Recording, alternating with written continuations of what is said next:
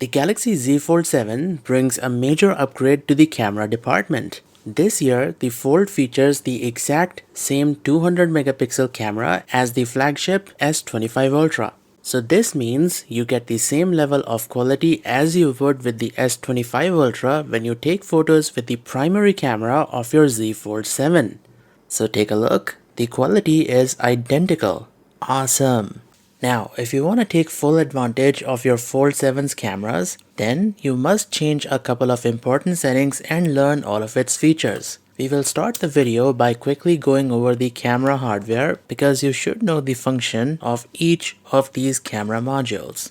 Okay, so from the top, this is the 12 megapixel ultra wide camera, which you can activate by pressing the 0.6 button in the camera UI. And with a 120-degree field of view, it's gonna capture a lot of area. And just like the Ultra series phones, the ultra wide camera on the Fold 7 has got autofocus, which is gonna allow you to take macro photos and videos because the ultra wide camera can focus onto objects that are really up close. So that is awesome. The main 200 megapixel camera is in the middle and you get the same sensor and the f1.7 24mm lens as the S25 Ultra. So this is the camera that gives you the best quality photos and videos. At the bottom, we've got the 3x 10 megapixel telephoto camera, which is also optically stabilized and can do 4K at 60 fps. The cover screen selfie camera is a 10 megapixel 24mm lens unit, so fairly wide angle, and it also records in 4K at 60 fps. However, it lacks autofocus, so tapping on a subject while taking selfies is not gonna do anything. The subject is always gonna be in focus, so it's kind of like a fixed focus wide angle front camera. There is also another 10 megapixel fixed focus camera under the main display, so that makes a total of 5 cameras on the Fold 7. By the way, all 5 cameras of the Fold 7 can record in 4K at 60 fps. And one of the biggest upgrades the Fold 7 brings is the ability to switch between all of the cameras while recording videos in 4K 60 fps. This is something that was limited to the Ultra series phones, so I'm really happy to see this feature trickle down to the Fold. So that is the camera hardware of the Fold 7. Let's start the video by making a few important changes to the camera UI and also tweak some settings, which is gonna make your overall camera experience on the Fold 7 a lot better. Alright, so this is how the camera UI looks when you first start using your phone. Now here at the bottom, you've got your camera modes, and by default you get 3 camera modes, and everything else that you see here like the night mode, pro video and hyperlapse are gonna be inside the more tab. So now what you wanna do is bring the camera modes that you are going to use frequently down over here. And the way you customize is by dragging and dropping a camera mode from the more tab down to the bottom row. And once you get a camera mode down here, you can place it wherever you want and tap on the save button once you are done. So this is gonna give you easy access to the camera modes that you use frequently. And lastly, while you're in the video mode, tap on the video resolution settings and set this to UHD 60. This is gonna give you the best and the smoothest video possible, which is gonna be perfect for watching on a big screen TV. Now coming back to the video mode, you'll also notice that HDR is switched on by default. My suggestion would be to switch it off. And I've explained why video HDR should be off in one of my previous videos. But basically, the thing is, if you don't have an HDR capable display to watch these videos on, then your HDR videos are gonna look washed out and generally bad. That's why I suggest keeping this off for best compatibility with non-HDR displays. But the choice is yours. If you have an HDR capable display, keep it on because it does make the videos pop. Alright, so next you want to head on into the camera settings, then scroll down to shooting methods, and inside you want to enable the floating shutter button option. And this allows you to pull the shutter button out and place it anywhere you want on the screen. It's gonna be very useful when your fingers can't reach the main camera shutter button. Oh, and by the way guys, you'll need to enable this feature separately for the main screen. So once again, you wanna head on into the camera settings on the main screen, then shooting methods, and from here enable the floating camera shutter button option. And I think this setting is more useful and functional on the main screen because of the large size of the main screen. And having the camera shutter button at the location of your choice is very useful because you can hold the phone any way you like. Okay, so we're back in the camera settings, and this time you want to scroll down and tap on settings to keep and switch on the selfie angle setting. This will make the phone remember the selfie angle that you set for the front facing camera. It always starts with a slightly zoomed in view, but once you enable the setting, you can switch this to wide and the phone is gonna remember the setting that you have set. Very useful, right? Okay, so another thing that you want to do is, in the camera settings, tap on Intelligent Optimization and inside, enable the Scene Optimizer. And this is gonna automatically optimize the colors and contrast in the pictures that you're gonna take. Also, you might have noticed that the camera of your Z Fold 7 takes a photo even if the focus is not completely set, and the result is a blurry photo. Fortunately, we can set the camera to take a photo only when the frame is in focus, but the setting for that is not available through the built-in camera app. So for this, you will need to download something called the Camera Assistant from the Galaxy Store, and this is the one that you will need to download. And this app is super useful because it gives you access to a bunch of features and settings that are usually hidden from you. And here, you want to enable prioritize focus over speed. And once you enable this, the camera will only take a photo once the focus is properly set. And as a result, you're gonna get photos that are properly focused. But do keep in mind this adds a bit of shutter lag. But you do end up with photos with proper focus. So yeah, totally worth switching this setting on. And guys, don't just take photos of documents. Instead, point your phone at the document and press on the T button. The phone is gonna automatically detect the document and it's gonna give you two options. The first one lets you extract the text out of the document straight from the photo itself without saving it, and you can copy the text and paste it wherever you want to. But if you want to save the document as a photo, then tap on the scan button. Then make sure that the photo is properly cropped and then save it. This is gonna remove any imperfections in the photo and save it as a properly scanned document. You can also extract the text out of the document straight from the gallery itself by pressing on the T button in the photo of the document. You can also open the links that are in the QR code directly from the camera. Alternatively, you can take a photo of the QR code and open it later in the gallery by once again pressing on the T button. So there are plenty of options when it comes to taking photos of documents and QR codes. And here's a fun fact. You can also add a date for an event to your phone's calendar straight from physical wedding cards. All you have to do is launch the camera and place it in front of the card, then press on the T button, then highlight the date part, and then select Add Event. And this will allow you to add the event straight to your phone's calendar from a physical card. And shout out to Paper Muse for hooking me up with a sample wedding card. If you need a wedding card designer, go ahead and check out Paper Muse. In the starting of this video, you might have seen me holding the phone with its cover screen open. This is a feature which allows you to use the high quality rear cameras to take selfies. And the way this works is really simple. While you've got the camera open on the cover screen, tap on the selfie button that you see on the top left corner and then unfold the phone. Flip the phone around and now you can take high quality selfies with the rear cameras. So the main advantage is, number one, you are getting a higher quality selfie, and secondly, you can pick from any of the three lenses. So that gives you more flexibility. But really the main advantage here is the picture quality compared to what you get with the cover screen camera.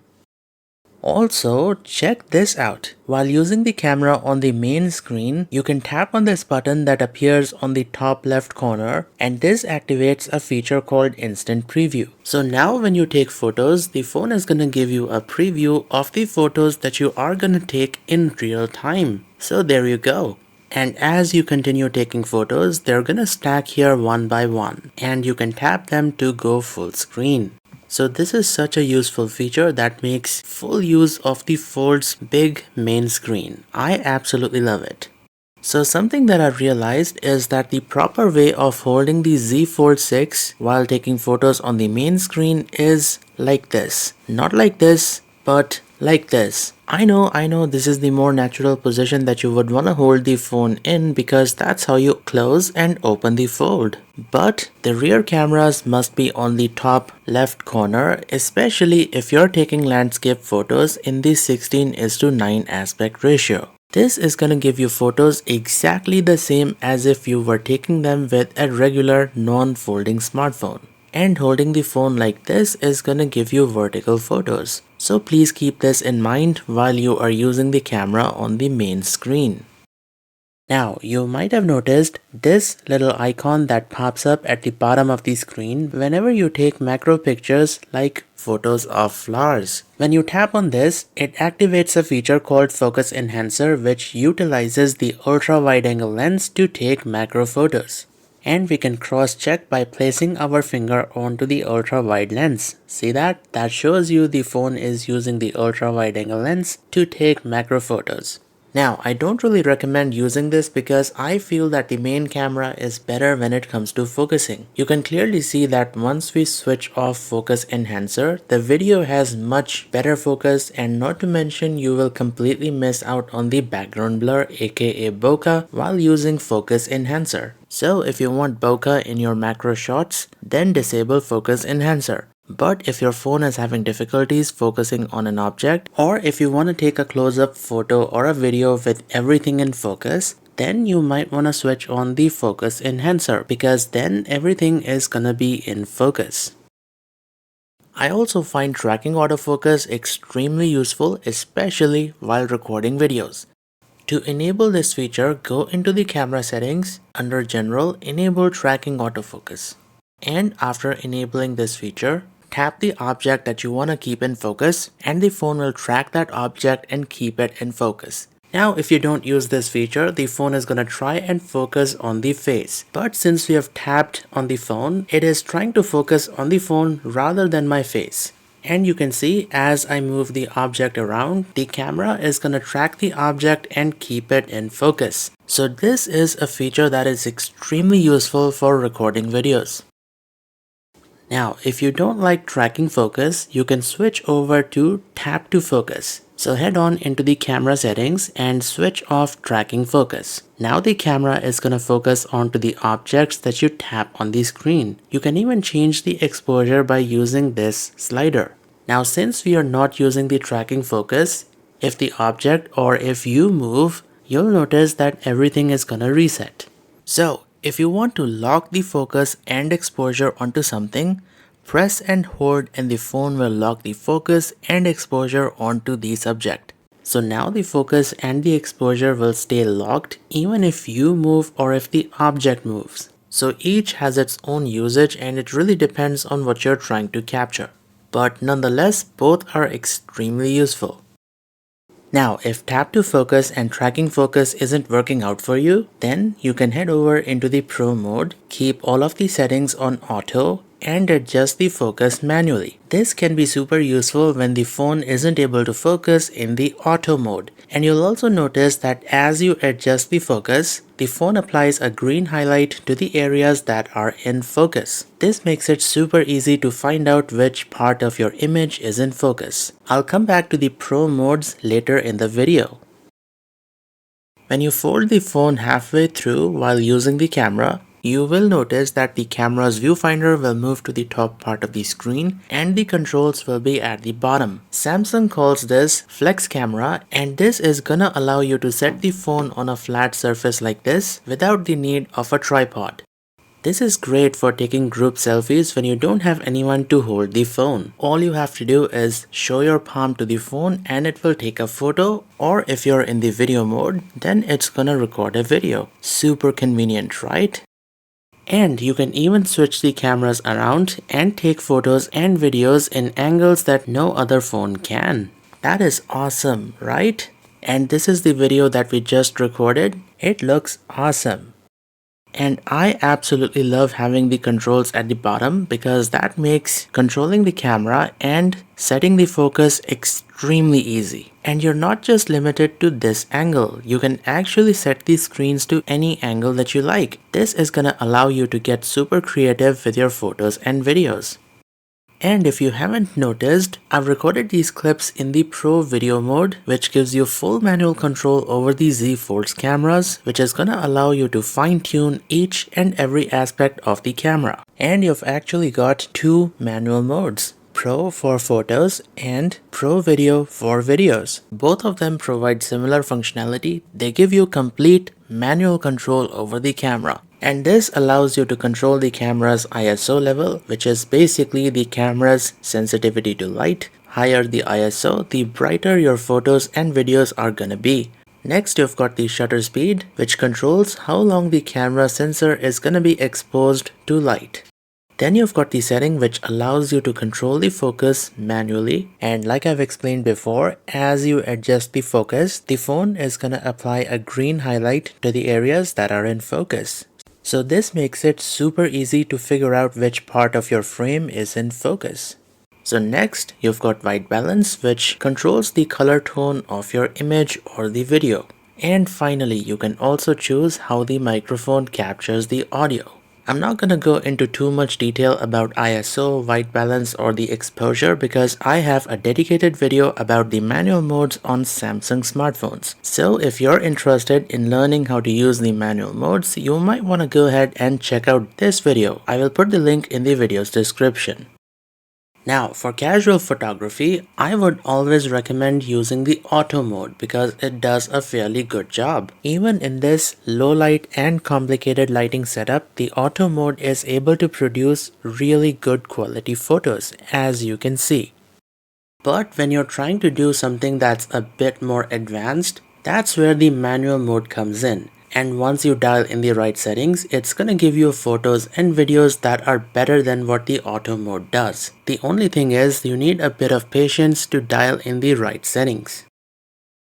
When you take photos in low light conditions, you'll notice that the camera switches into the night mode automatically, which is shown by the moon icon over here. And this is gonna help you capture crisp and sharp photos in low light conditions without using a tripod. The auto night mode is really good to the point where you don't even need to switch the camera into the dedicated night mode. So check it out, the photo is actually pretty good. There's plenty of detail in the photo to the point where we can read the text on the card. Well, sort of.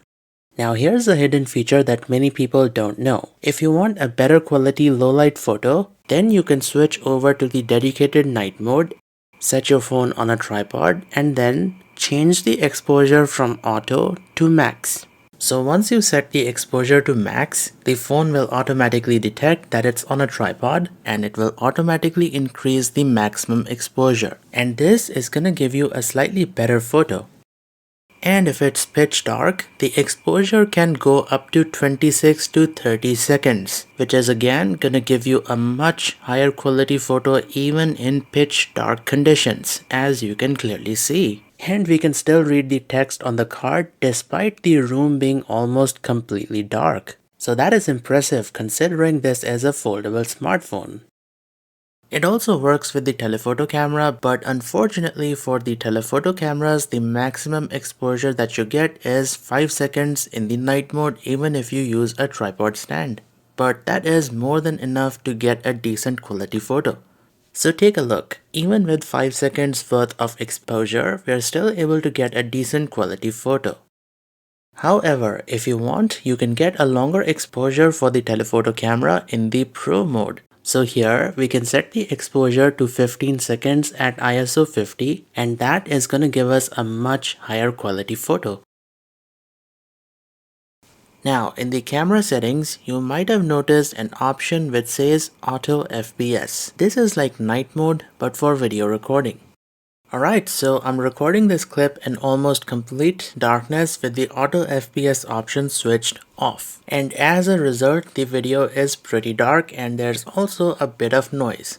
But if we switch on the Auto FPS option, you will notice that the videos are slightly brighter and they also have less noise.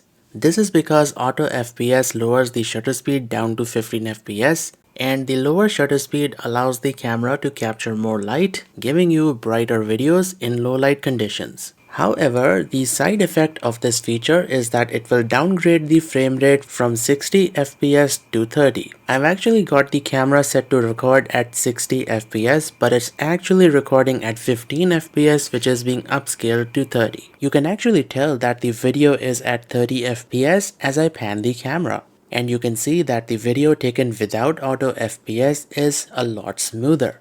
So it's a really nice feature to have, but if you want more consistent frame rate, then you might want to switch this feature off or set this to 30 FPS only.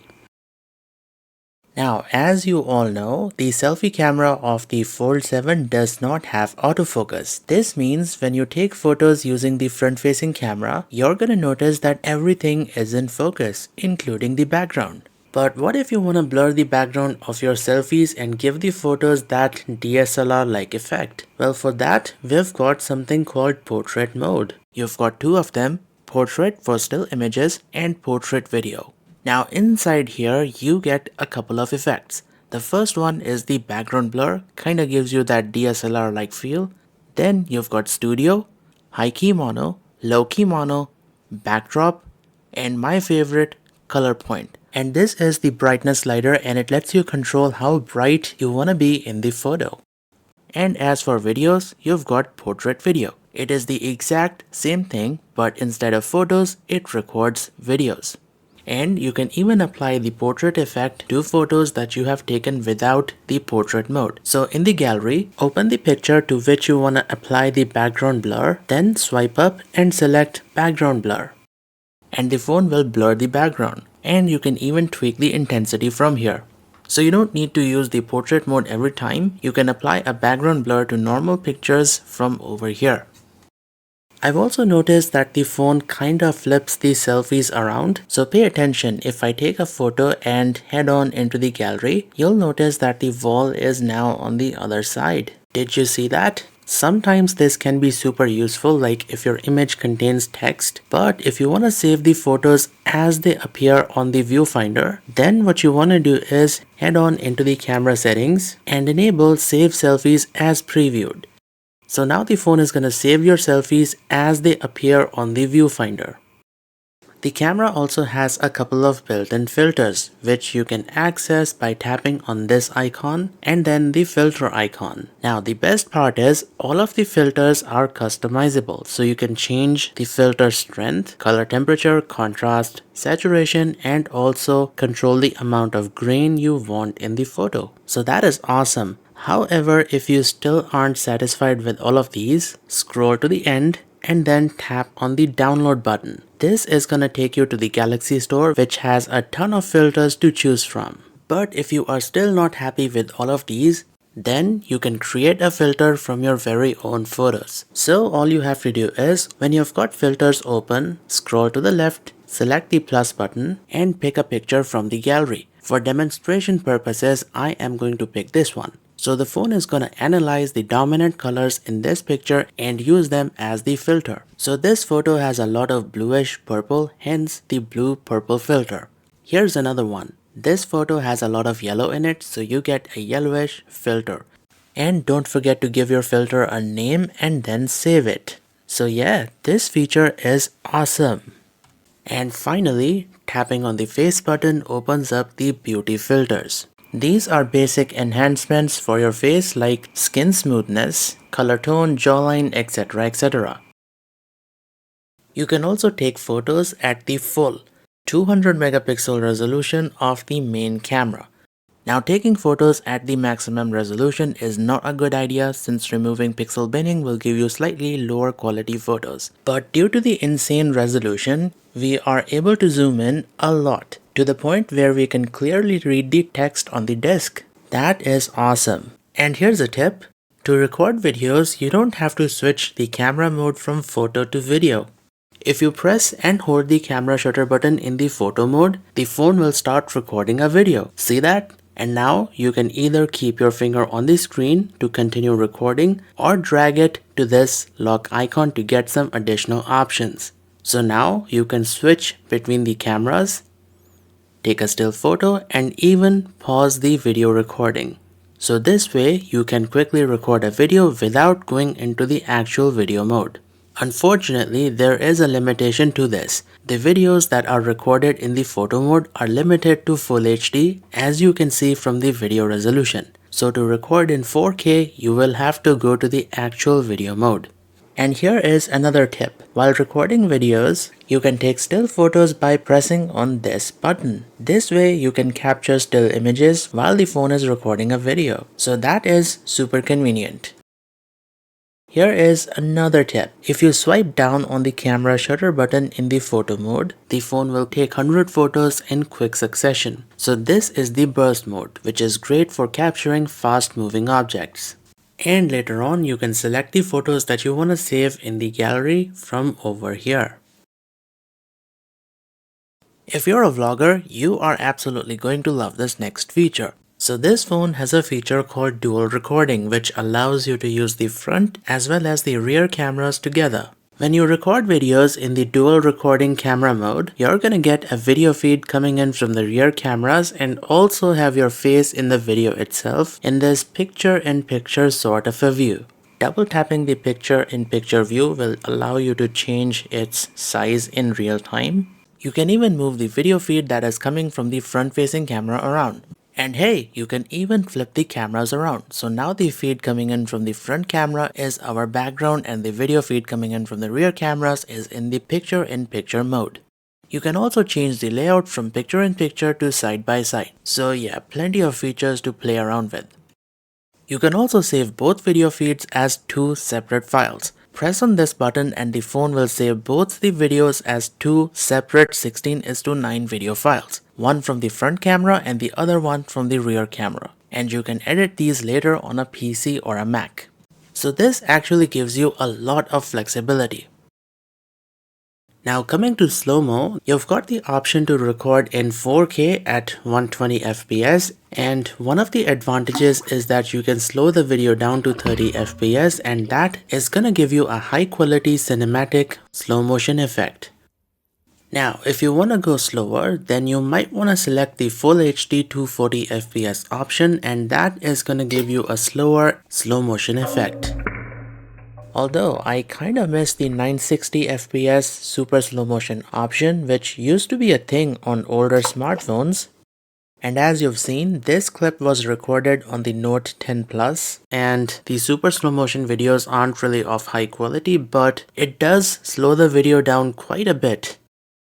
And here's a quick side-by-side comparison between all three. I think 4K 120 looks the best.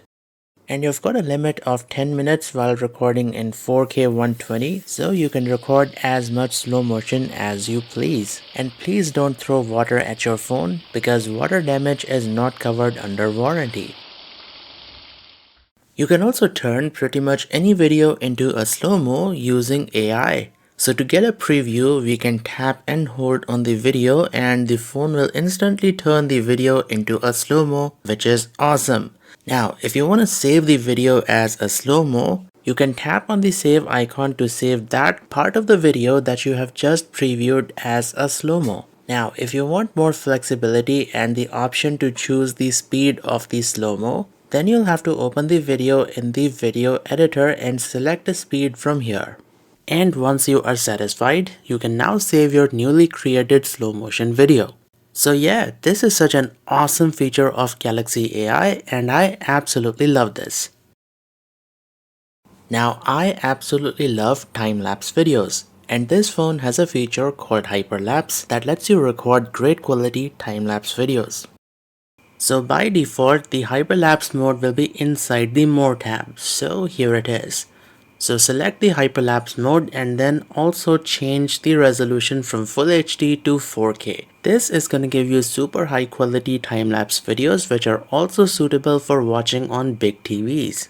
Unfortunately, it's been way too cloudy these last couple of days to capture a decent time-lapse of the moon or the stars, so this will have to do. The phone is also capable of capturing stunning, super wide panoramas. Taking panoramas is actually very easy.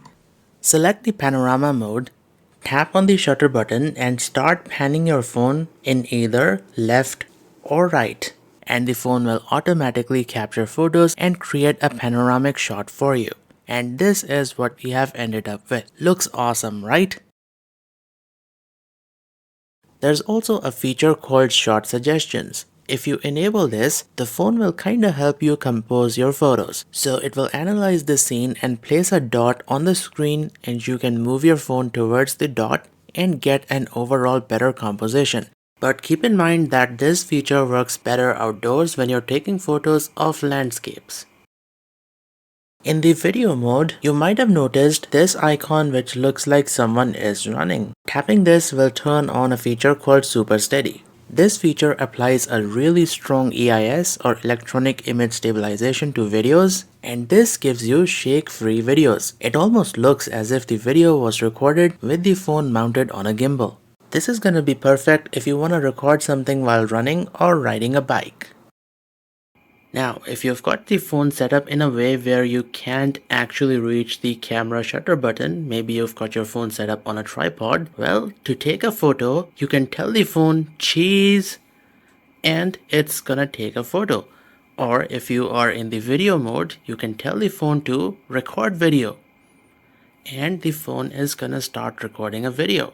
So this is how you can control the camera of your Fold 7 with your voice. Now voice command will be turned off by default, so you will have to go into the camera settings, scroll down to shooting methods, and then enable voice command from here. And while you're in the camera settings, you want to enable the composition guide, which will be under general, and make sure both grid line and level are selected. So as the name suggests, this will add grid lines to the camera UI, which is gonna help you compose your photos. And this is something that I actually use to figure out if the phone I'm holding is in the center of the screen or not. And along with it, you also get a level indicator, which will tell you if your phone is level or not. Quite a useful feature. Now, even after using grid lines and level indicators, sometimes your photos might come out a bit crooked. If this happens to you, you can open the photo in the generative AI tool and fix your crooked photos. And this happens locally on the phone, so you don't even need to be connected to the internet to use this part of Galaxy AI. It takes a bit of time to generate, but yeah, there you go, the image has been fixed. Now unfortunately, when you save your photo, you're gonna notice that the phone has put a little watermark which says AI generated content. Fortunately, there is a little trick that you can do to remove the AI generated watermark. So all you have to do is open the image with the watermark in the photo editor. Then tap on these 4 dots, and from this list, select the object eraser tool. Now tap or draw around the logo and then select erase. It might take you a couple of tries depending on the image, but yeah, there you go. That's how you get rid of the watermark. Now sometimes you can end up taking photos that have a nasty shadow in them. This photo is kinda unusable because of the shadow on my face. Thankfully, we can get rid of the shadow using the same object eraser tool. So once again, we're gonna open the photo in the photo editor and then head on into the object eraser tool. Here we are gonna select erase shadows, and you'll see that the phone will get rid of the shadows. So there you go, the photo looks much better. And along with the shadow eraser tool, you've also got the option to erase reflections. Now keep in mind it only works to an extent, but it should be able to remove most of the reflections just like it did in this photo. But nonetheless, awesome feature, right? Now, one of my favorite features in the built-in photo editor is the Spot Color tool. Using this, you can retain certain colors in your photo. And using this, you can end up with really awesome artistic looking photos. And if the phone makes a mistake, you can always use the eraser to remove colors in the areas that you don't want to see in color. And there you go, the photo looks awesome, right?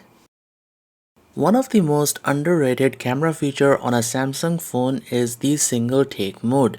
When you press the camera shutter button in the single take mode, what happens is that the camera records a short video and then it takes screenshots from it and spits out a couple of photos and videos with a lot of different effects. So you can see we've got a highlight video, a still image, boomerang clip, a rewind clip, a cropped photo, collage, filtered picture, and the original video is right over here. So this feature is pretty darn awesome. Also, when you tap here, you've got the option to choose what the camera captures. So you can just disable the type of photo that you don't want to see. There is also an option of pre-recording the clip. That means it will record 5 seconds worth of video right before you press the camera shutter button. It's a personal choice, but I prefer keeping this off.